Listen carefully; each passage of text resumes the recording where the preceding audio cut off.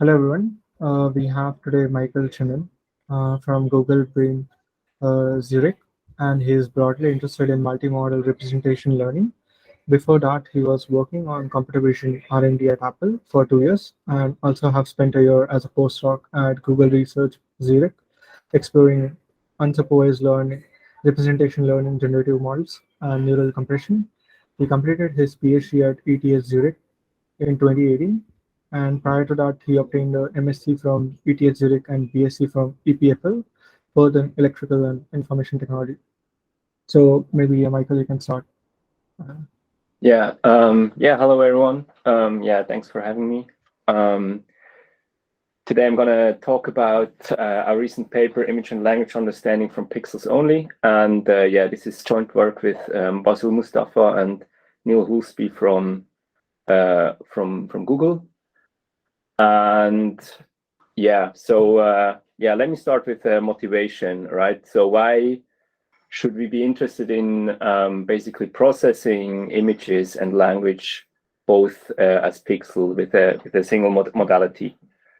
So I have a bunch of bullet points here. So the first one is large-scale multimodal research has gained quite some traction during the last couple of years, right? On one hand, people have started to scale up models, and they kind of got continuous improvements in performance. And on the other hand, they also started mixing modalities and training these large models on different modalities, both as an input and as an output.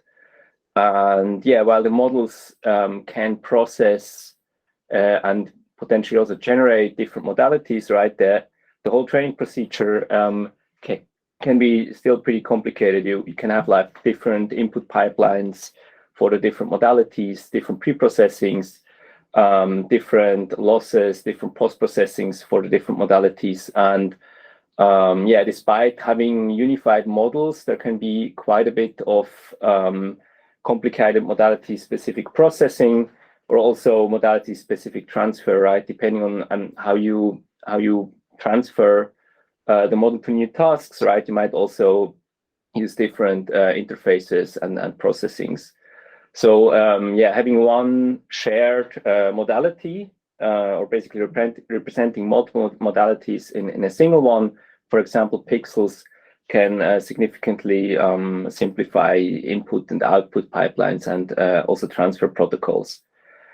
Then there is this recent Pixel paper, which I think is now accepted at iClear, which basically is one of the first works to show that you can get non-trivial language understanding based on pixels only. So what they do is they trained a masked autoencoder on rendered text and evaluate this model on different benchmarks, including the GLUE benchmark, but then they also transfer it to different languages, which like the model hasn't seen in pre-training, and and they get surprisingly good performance despite only having pixel level loss, like basically not telling the model what the individual words or tokens are.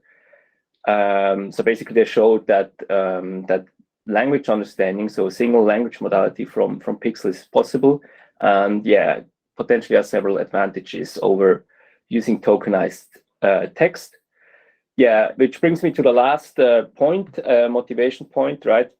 So to process text with a transformer, you need to tokenize it, and there are several ways to do that, and it can be complicated, in particular if you have a lot of languages you want to represent and process with a single model, and in particular if some of the languages only have a few, comparably few samples compared to other languages, for example English, which probably have a lot of samples, right? So it's very hard to represent all the languages well if you're facing a heavily multilingual setting. Now, if you just treat language in their respective native script as an image, you don't need to think about tokenization, right? You just render the text and you process it with a vision model, right? And the vision model basically figures out how it processes the different parts of language, right? Yeah, so that's the motivation. By the way, if you have questions, just feel free to ask during the talk or post them in the chat box. Yeah. So yeah, I hope motivation is more or less clear. Now, yeah, so here we basically take a first step towards kind of unifying the API for multimodal processing, and we specifically consider image and language as basically the two modalities. And yeah, obviously you could also think about other modalities that can be represented as pixels. But yeah, we basically focus on images, natural images, and language in this talk. And basically, if you think about different multimodal image language models, right? There are many different architectures of varying complexity, and one of the simplest one is probably CLIPPO, right? It has encoders only, so no generative part. In this case, yeah, it has two encoders, very simple contrastive loss, and yeah, I guess most of you are probably familiar with CLIPPO, but maybe very briefly, right? You basically collect a big data set corresponding of images and alt texts. So you have pairs of images and alt texts, and then you encode each image with a vision backbone, vision transformer here in this slide, and the tokenized text with a text transformer, and then you apply contrastive loss, meaning that you train the model such that it makes the embeddings of an image and the corresponding alt text similar, and dissimilar from many other images and alt texts in the same mini batch. Right. So, and if you look at this this image, right, already you see the vision backbone and the text backbone are very similar, right? So they are both transformers, and they basically only differ architecturally at the input, right, where the vision transformer uses a patch embedding, a striated convolution, and the text transformer uses a tokenizer and an embedding for the tokens, right? So yeah, so if you look at this picture, right, I think it's not very far-fetched that yeah, you can just merge the two transformers, right? And then yeah, you need to pick one of the embeddings. Now, if you use the convolutional patch embedding, right, you can simply encode the text as rendering it to an image, right? And yeah, you have unified the API, right? So a single model that treats both modalities in exactly the same way, but it can process both images and text. And yeah, importantly here, right, this is not jointly encoded, so we don't feed the natural image and the text image at the same time, but we feed them in two forward passes, and the loss is exactly the same as for the vanilla CLIPPO. CLIPPO here stands for, yeah, CLIP from pixels only, right? So we just add the suffix. And yeah, we also consider a different model, which we call one tower CLIP. Yeah, there have been a few instances of that one in the literature already. So here you just share the transformer, but you still maintain separate embeddings, right? The convolutional embedding for images and tokenizer with a word embedding for the text. So this is kind of like an intermediate model between CLIP and CLIPPO. And yeah, we also did quite some trainings on that one just to basically interpolate between the two model families. Yeah, I hope the model is more or less clear. Otherwise, let me know. Yeah, if there are no questions, I'll move on to the training setup. So we use exactly the same contrastive objective as CLIPPO, right? Basically making which encourages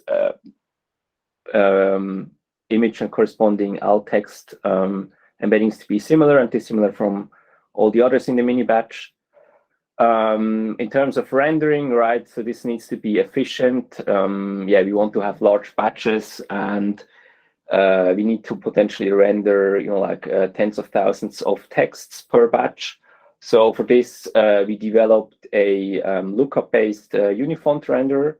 I'll show you a picture of what the rendering actually looks like in the next slide. So Unifont is a open source font which has a broad coverage of many scripts. So yeah, we can just use that font to render like various scripts from around the world. And we use a font size of 16, which also corresponds to the patch size we use for the vision transformer backbone in CLIPPO.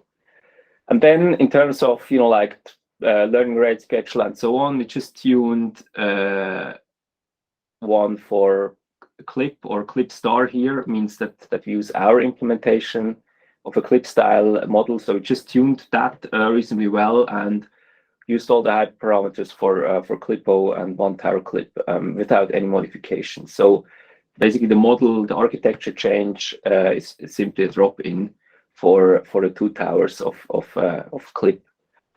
And yeah, for the training data, we use the Webley dataset, which is a Google dataset, which contains 10 billion images with 12 billion corresponding alt texts in 109 different languages. Albeit 40% of these alt texts are in English, so the majority is still in English. You can see a couple of examples at the bottom of this page. If you're interested in more detail, you can check out the paper here linked at the bottom.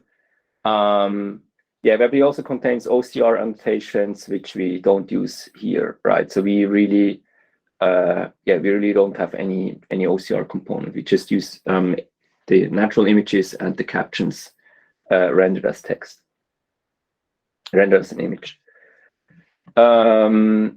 Yeah, so that's one part of the data, and yeah, here we're also interested in language understanding, right? We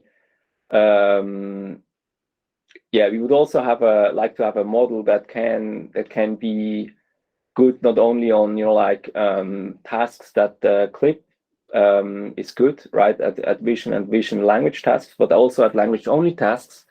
And since the alt texts of images from Webley or other multimodal data sets are pretty low quality, right? They're usually not grammatical English sentences, so it's not very easy to learn like certain aspects of language from these alt texts. We also add some text-only data to the mini batches, and we do that basically by rendering pairs of sentences on two pairs of images, right? So this is the exactly same API as we use for image alt text pairs in CLIPPO, and we can really basically integrate this without any change. So we just have a different type of image pairs, in this case, two sentences. And yeah, in NLP, such contrastive tasks on text pairs have been widely studied. And here we consider basically three different types of text pairs. So we consider translation data, right? So parallel sentences in two different languages.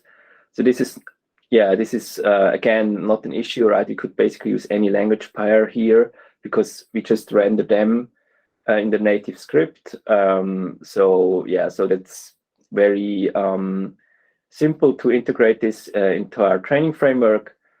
But then we could also use pairs of back-translated sentences. So to basically have the same sentence, the same sentence in like in slightly different formulation.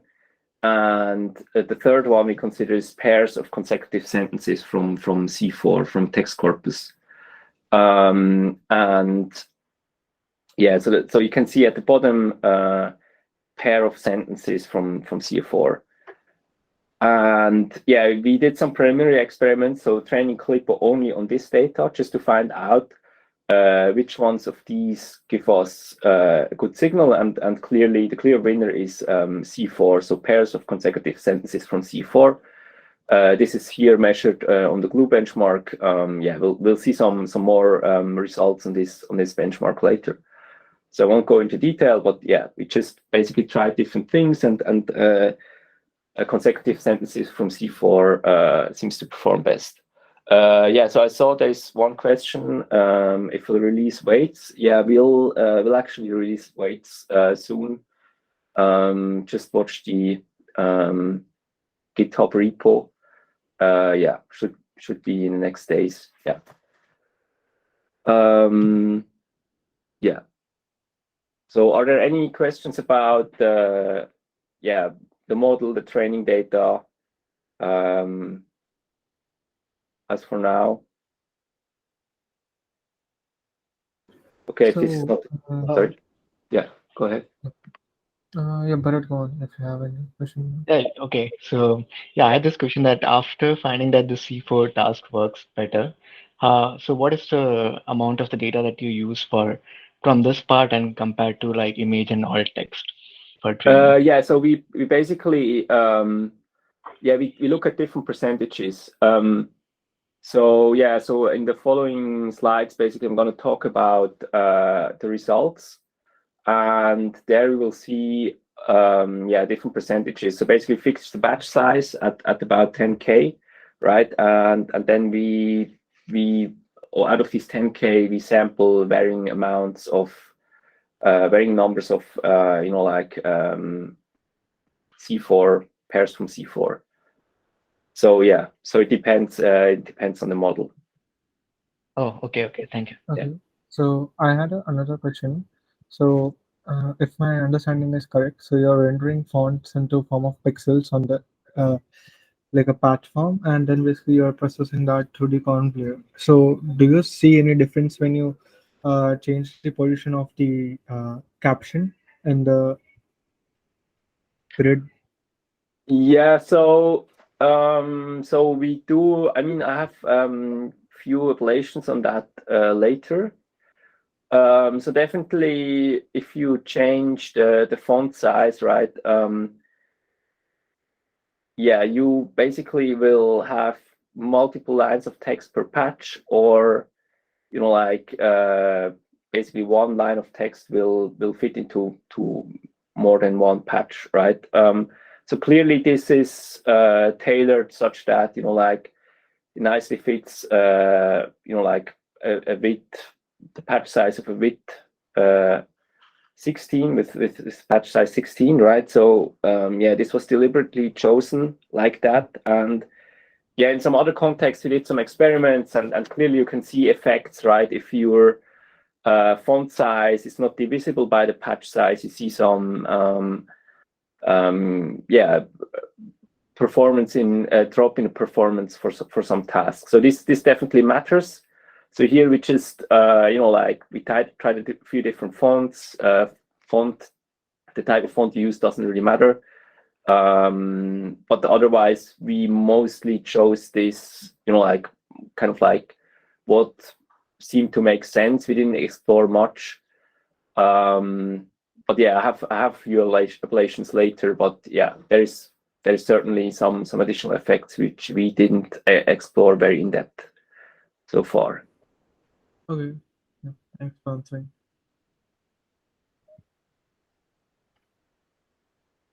Okay.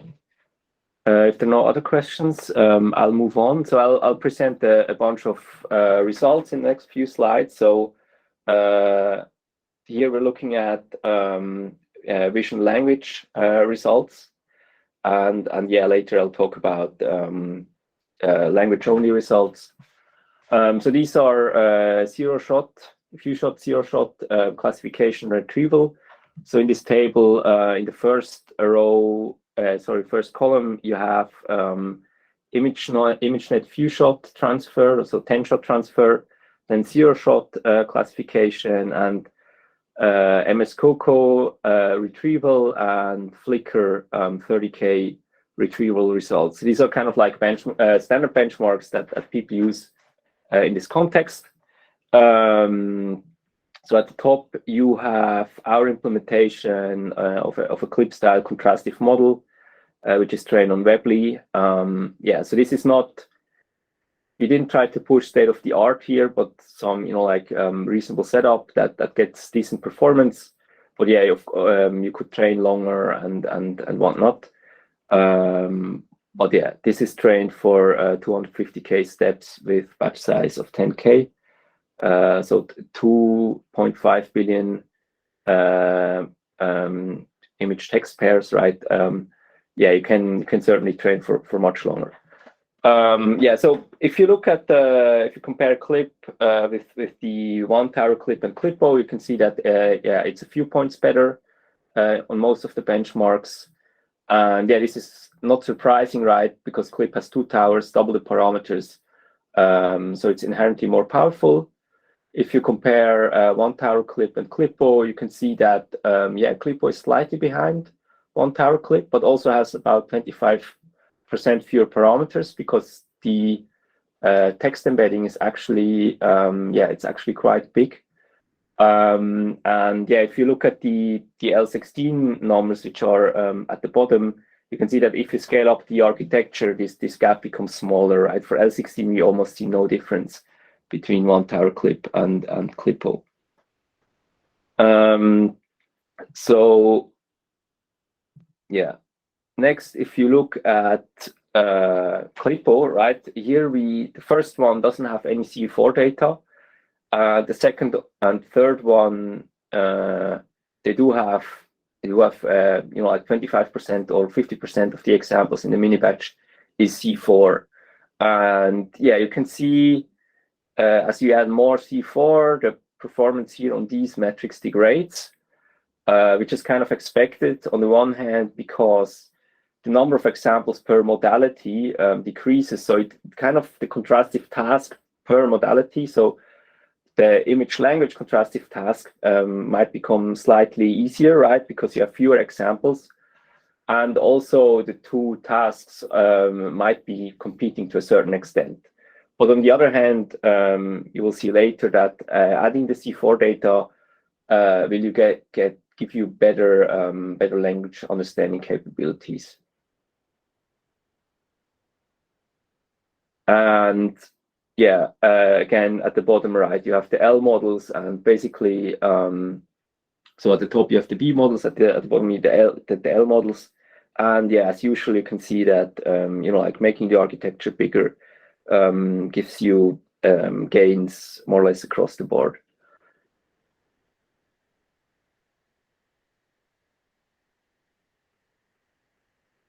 So yeah, so right, one of the motivation for using representing text as pixels is that it's easy to like to handle a multilingual setup, right?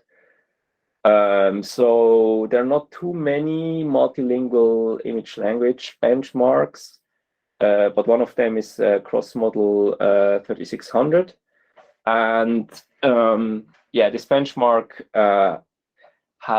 contains, I think, 100 images, and each image has captions in 36 languages. So this is a retrieval task where you not only try to retrieve images based on captions and vice versa in English, but across many languages, right? If you and the score we report here, so the recall at 1 we report here is the average across all these 36 languages, and basically the recall for CLIPPO is here, this dashed dotted line in these 2 graphs.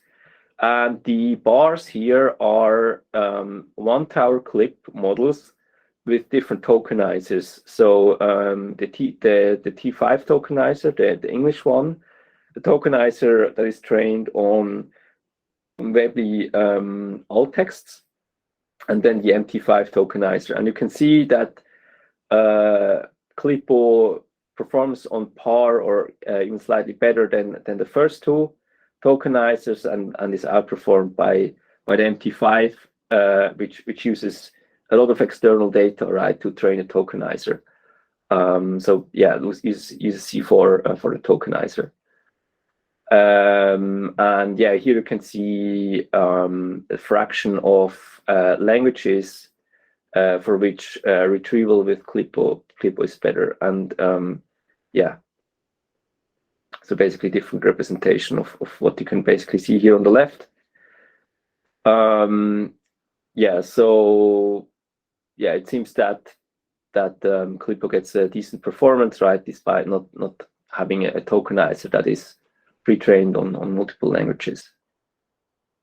Yeah, and if you look a bit closer into tokenization in multilingual context, we also have this tokenizer efficiency analysis. And what we analyze here is for each tokenizer, what is the sequence length it produces across the languages, the C4 languages. And yeah, depending on what type of tokenizer you have, right, it will use some techniques to you know, like fallback when it has you know, like when it cannot represent stuff well, right? So the sequence length will grow, and this won't happen for CLIPPO, right? Because the text is just rendered as a script. So yeah, here we look at sentences from I think, yeah, from I don't know, I don't remember how many languages there are, but I think it's about 30 plus. And we look at the sequence length different tokenizers produce. And for CLIPPO, we just look at how many patches rendering the sentence, you know, like if you render a sentence, how many patches are text, right? And then we count, you know, like the fraction of languages here where the CLIPPO produces shorter sequences. And you can see that CLIPPO in that sense is more efficient. So rendering text as image produces quite a bit shorter sequences. You know, like excluding the white space, if you put it on a square image, produces in that case quite a bit shorter sequences than all the other tokenizers. Yeah. And here you can see a few examples, and you can see that across these languages, I mean, it's just like a random subset of languages we looked at. It's not a particular selection, but yeah, some of these tokenizers, so the T5EN, for some languages, it really produces very long sequences, and CLIPPO basically it's so the purple bar here and the gray horizontal lines. Yeah, which usually has quite short sequences.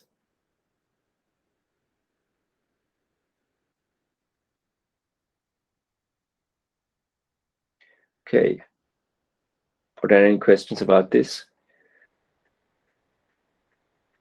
Yeah, if that's not the case, yeah, let me move on. So, sorry. I had one question. So Yes. the token efficiency, or at least some way efficiency, would be subjective to path size, right, and CLIPPO as well.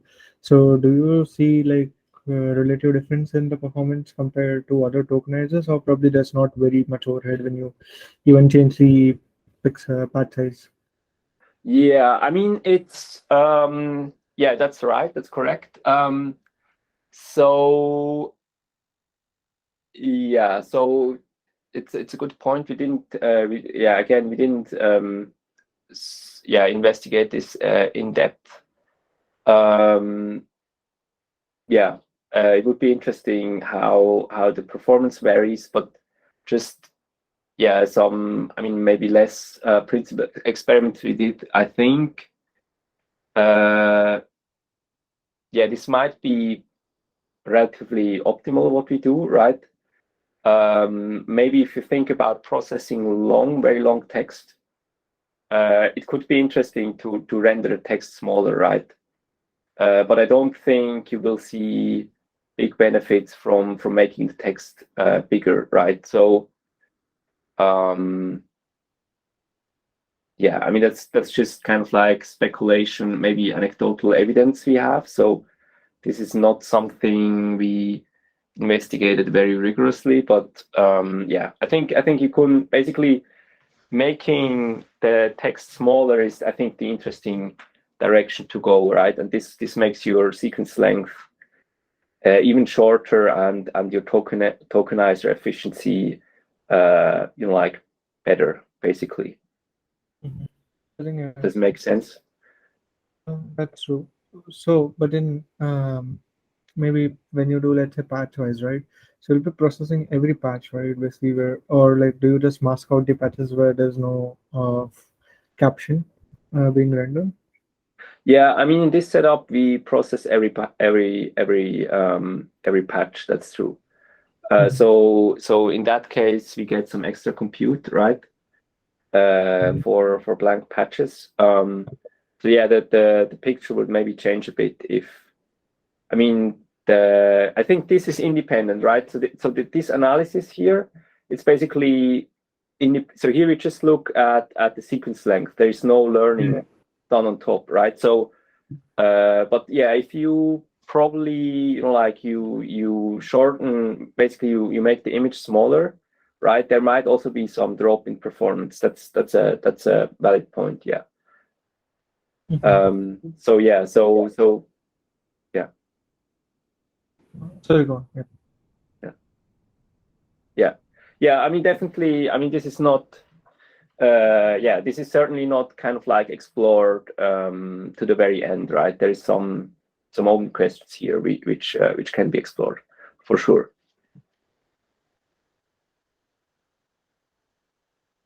Okay.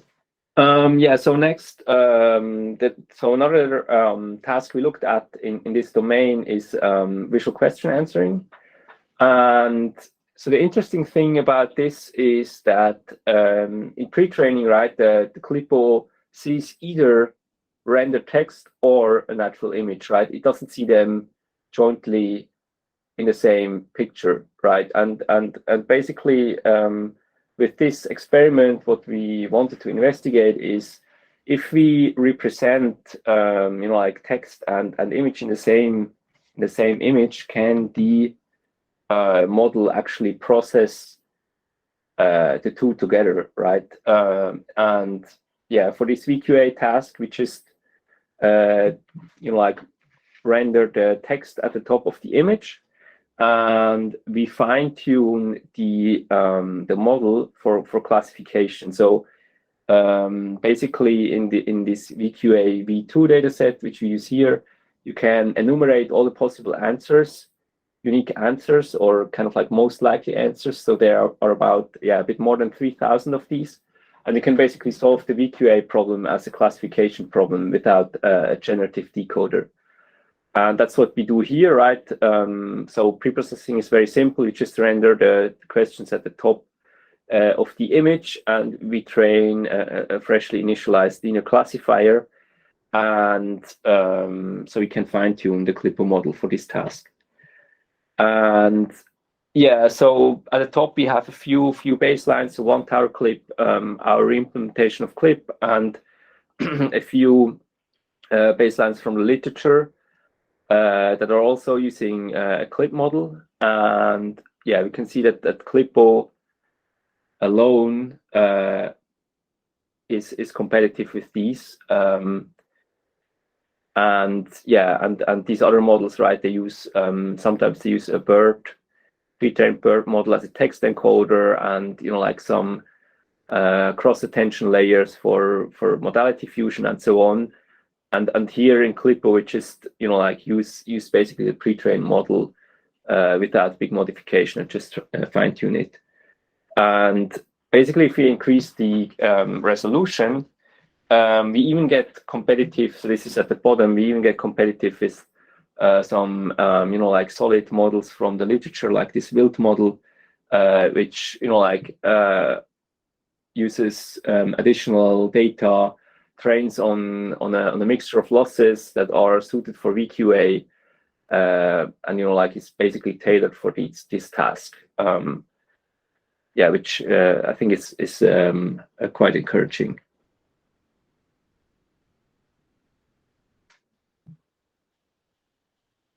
Okay. Okay, so yeah, I was touching on this earlier, right? So we not only want to have a model that can do like tasks that the vanilla CLIP can do, but we're also interested in pure language understanding, given the results from the Pixel paper. And yeah, here are some results. Yeah, for the glue benchmark, which is not hard, I think, for large language models by today's standards. So I would say if you use a large sophisticated model, I guess this benchmark suite is solved and saturated. But I think for smaller models like CLIPPO and Pixel, it's still interesting. So it still gives some interesting signal. And yeah, we basically first evaluated one tower clip and CLIPPO without C4 data, and you can see that these models, they're not very good, right? They're competitive with some old school language model based on BiLSTM, maybe with some attention layer, some deep word embedding. So yeah, which is maybe still surprising because these one tower clip and CLIPPO are only trained on like noisy alt texts, so no word level loss or anything similar. You can also see that the clip text encoder, or like clip star, our implementation, it's a bit worse even than one tower clip and CLIPPO. So maybe there is some regularization or some mutual benefits by representing like the text or by training a single backbone for text and image understanding. And maybe one very interesting observation here is that these clip style models, they have a very poor performance on this COLA task, which checks for grammatical correctness, right? So this kind of confirms what I said earlier, right? The alt texts are rarely grammatical sentences. So so basically these clip style models get like they are incapable of solving this task, right? And now so we saw earlier that adding C4 data, right, it hurts the image language understanding capabilities a bit. But here, if you look at the average score here at the end, you can see that training with C4 data actually helps on the glue benchmark quite a bit. And if we train on batches that which have like of which half of the examples are from C4, right? We get a model that is competitive with, or that basically matches Pixel. But if you think back about earlier tables, right, they still have some solid image language understanding. So we can basically like get a model that is decent on language understanding, but also retains some image understanding capabilities. And if we train on C4 only, right here, the last row, you can see that we outperform Pixel. But also use a different data set and probably train for longer. So but still, this model also doesn't match BERT, so there's still quite some gap to BERT.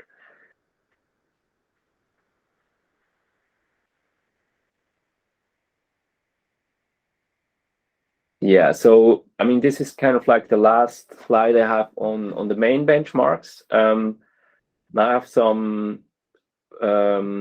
like some other aspects of the model we investigated. So this is yeah, this is more or less the first model that, to our knowledge, that does the processing, like of the text as rendered to an image, right? So there are quite a few questions that also we got as feedback, right? So one of them is typographic attacks. So yeah, I think early on when the CLIPPO model was published, basically people found out about typographic attacks. So for example, the model gets confused by scene text. So it kind of ignores the object in the scene or the objects, and like just looks or reads the text and basically classifies based on the text level, right? On the right hand side, you can see this shoe, right, and it has this taxi label, right? And yeah, like it's possible that the clip then would classify this image as a taxi rather than a shoe. Another question is, because we train on this visual text, is CLIPPO somehow more susceptible to typographic attacks? And we actually tested this on one data set from the literature compared against one tower clip.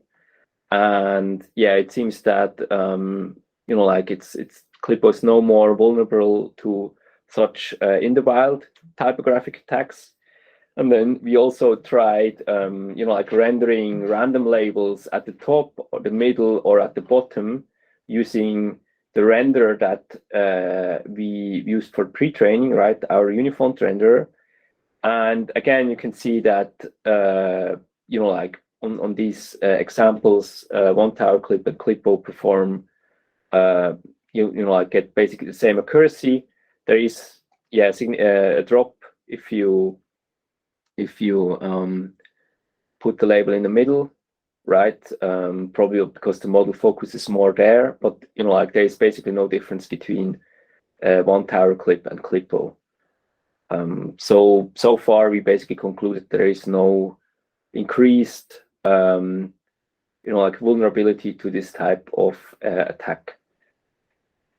Then another thing we investigated, which also goes a bit back to earlier question, is like how does the text position matter for the VQA task, right? So if you put it in the middle or at the bottom of the image, like how does the performance change? And yeah, I recall that we fine-tuned, right, on this VQA task. And now, if you don't do anything about this text position change, we see a quite significant drop if we put the text in the middle or at the bottom. But then, if we scale up the learning rate for the positional embedding, basically the text location does not really matter. So you can get the same performance for all locations. Yeah, so certainly there seems to be some kind of bias towards, like having the text at the top left, which is also how we render text during training. But yeah, but then if you fine tune and like have a slightly, yeah, or somewhat larger learning rate for the positional embedding, text embedding, sorry, the text location shouldn't matter.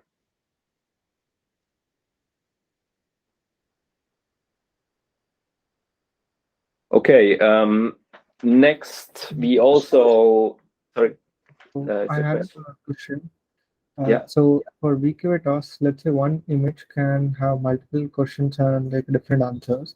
So probably in your experiments, did you notice like when you have same image and different question types, do you see maybe image like, let's say, giving preference to just due to the image there is a preference to just one answer type, and that is more common? Or like do you think the model is able to like figure out and basically rank the answers like relatively?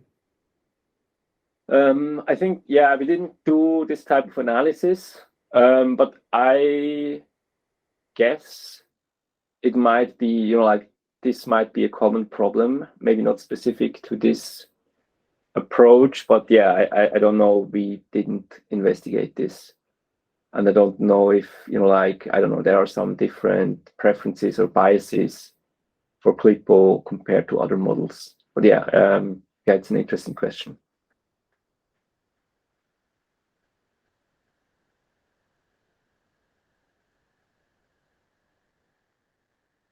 Yeah, so next we looked into, like we created PCA, looked at the first 30 principal components of the patch embedding. So here, top left, you can see the batch embedding for clip star, and then below the one for one tower clip. And on the right, you can see CLIPPO with 25% C4 data and 50% C4 beta. And here at the bottom, CLIPPO trained on C4 only, right? And I mean, certainly these embeddings look similar overall, right? But so I have the impression that the more C4 data you add, the more horizontal visual features you can see in these principal components, right? So it's just an observation, like which might correlate with our text rendering.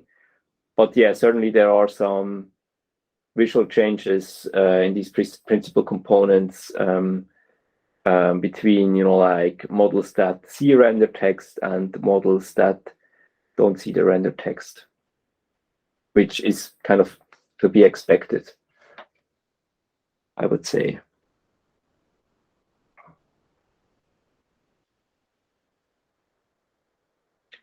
Then another interesting question is, right, what happens if we untie certain parts of the model? So for example, if you use two separate patch embeddings and or two separate heads in CLIPPO, does this impact the performance in any way, right? Maybe does it improve the performance? And yeah, just to summarize this big table, no, there are no benefits from untying. So basically sharing everything is the best variant, unless you use two completely separate vision transformer, which is very similar to the two tower clip setup. Where you see significant benefits, but just changing embeddings and or head, just untying embeddings and or heads doesn't give you any benefits. Yeah, and that's kind of like the last analysis I'd like to present today. So this is about the modality gap. So there was a paper last year which basically published this observation. So if you look at image and text embeddings in the embedding space of clip style models, you can see that each modality forms a separate cluster, right? So here at the top left, you can see like the first two principal components, like of image and text embeddings, and you can see that there are basically two disjoint clusters here in this projection, which might be surprising. And this paper also proposes to measure this so-called modality gap, so which is just the Euclidean distance between the two mean embeddings per modality mean embeddings. And now, since you're training, like this one tower clip, which has a shared backbone, and then also CLIPPO, which has like basically also everything shared. We were wondering, how does this impact the modality gap? And you can see here for one tower clip and for CLIPPO, there's still quite a significant gap. So it's clearly two clusters. If you compute this Euclidean distance between the mean embeddings, you can see that it goes down a bit, but still two visible clusters. But then if you train CLIPPO with C4 data, this modality gap goes to close to zero. So the two clusters basically coincide. Which is kind of an interesting observation, although because this modality gap just measures the distance between the mean embeddings, it doesn't mean that the pairwise distances go to zero, right? And in fact, if you look at the pairwise distances, you can see that it has the same trend as the modality gap, but if you add some C4 data, there's still a pretty large like pairwise distance between most embeddings, right? So it kind of folds the two, like it kind of moves the two clouds to overlap, but it doesn't completely align the two clouds. Yeah, which is kind of interesting. We can only speculate why adding the C4 data changes the embeddings. But it might be that it applies additional pressure to the embedding space, right? Because it now has to model different types of relationship and maybe moves the two modalities closer together in some sense. But yeah, this is all just speculation.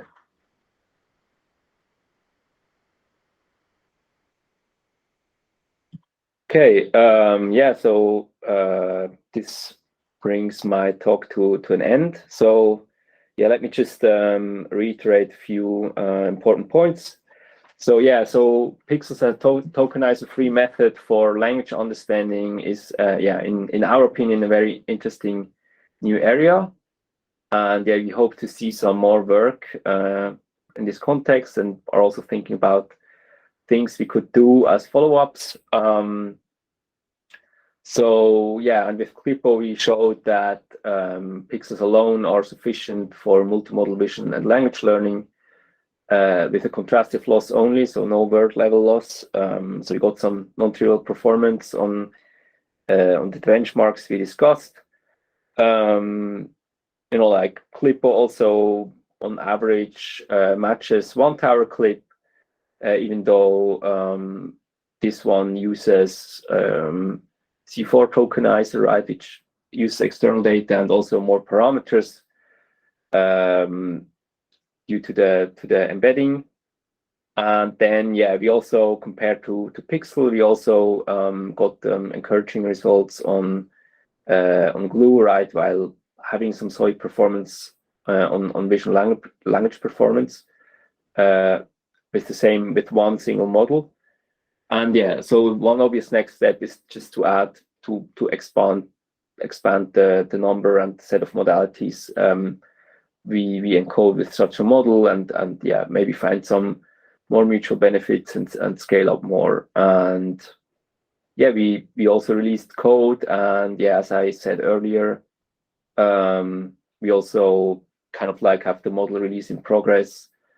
And yeah, if you're interested in using the models, yeah, watch the GitHub repo, and yeah, we'll update that soon. Okay, are there any more questions, comments? Maybe more of a curiosity, but have you thought about vertical script like Mongolian? So I don't know how much data there is for Mongolian script, but I suspect if you try that, then the principal component may have more of these vertical stripes, and there might be some difficulty for the model if you mix horizontal and vertical script, but I don't know. Maybe the model. Oh, okay, yeah.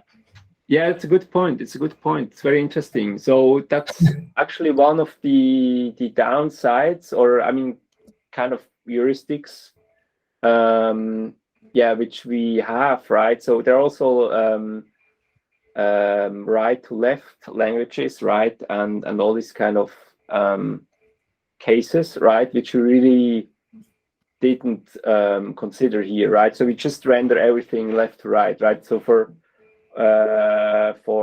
top down, right, it just would render it left to right, which is not correct, obviously, right? But I think Basil knows Arabic, right? And yeah, it was like, yeah, let's just do that. I can kind of read it. So yeah, so but it's definitely like something that is not as underexplored here. How do heuristics we use? Some simplifications, for example, yeah, the direction of text, how we render it, how does this impact performance? Yeah. Wait, but yeah, it's interesting comment. You already have Hebrew, right? Did you just render it the opposite way?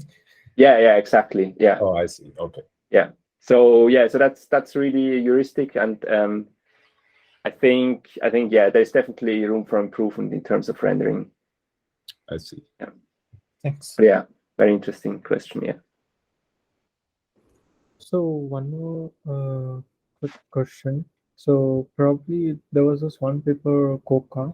So where what they do is also add some decoder base. So it was for image capturing, but they do decoder based language modeling as well. So I'm just wondering if you like thought of adding ME based objective for this work or not, like together with the contrastive learning.